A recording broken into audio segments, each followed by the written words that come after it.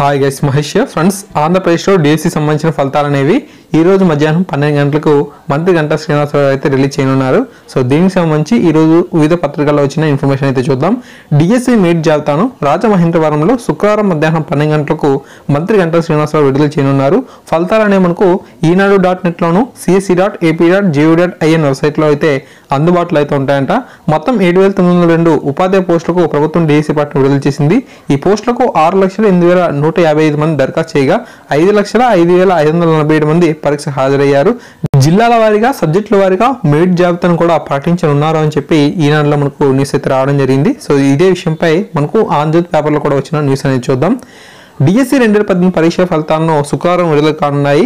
మంత్రి గంటా శ్రీనివాసరావు గారు రాజమహేంద్రవరంలో మధ్యాహ్నం 12 గంటలకు ఫలితాలను విడుదల చేసి సబ్జెక్టుల వారీగా అభ్యర్థుల జనరల్ మెరిట్ జాబితాను ప్రకటిస్తారు.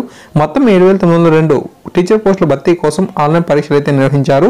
మొత్తం 47 సబ్జెక్టులో జరిగిన ఈ పరీక్షలకు రాష్ట్ర వ్యాప్తంగా 6,08,155 మంది దరఖాస్తులు చేసుకోగా 85.81% అనేది మనకు హాజరవ్వడం జరిగింది. జనరల్ మెరిట్ లిస్టులను విడుదల చేసిన తర్వాత రోస్టర్ కమ్ రిజర్వేషన్ ప్రకారం సెలక్షన్ జాబితాల తయారీ నెలాఖరు కల్లా పూర్తి కానుంది అని చెప్పి మనకు ఆంధ్రజ్యోతి పేపర్లో అయితే రావడం అయితే జరిగింది. ఓకే, సో ఫ్రెండ్స్, ఈ విధంగా మనకు జనరల్ మెరిట్ లిస్ట్ అయితే ఈ రోజు అయితే రిలీజ్ చేస్తారు. బట్ రోస్టర్తో కూడిన రిజర్వేషన్ ప్రకారంతో కూడిన ఈ యొక్క సెలక్షన్ జాబితా ఏదైతే ఉందో అది మాత్రం నెలాఖరు కల్లా పూర్తవుతుందని చెప్పి అంటున్నారు.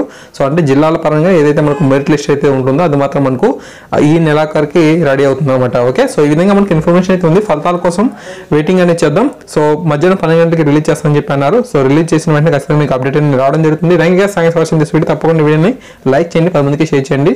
Thank you.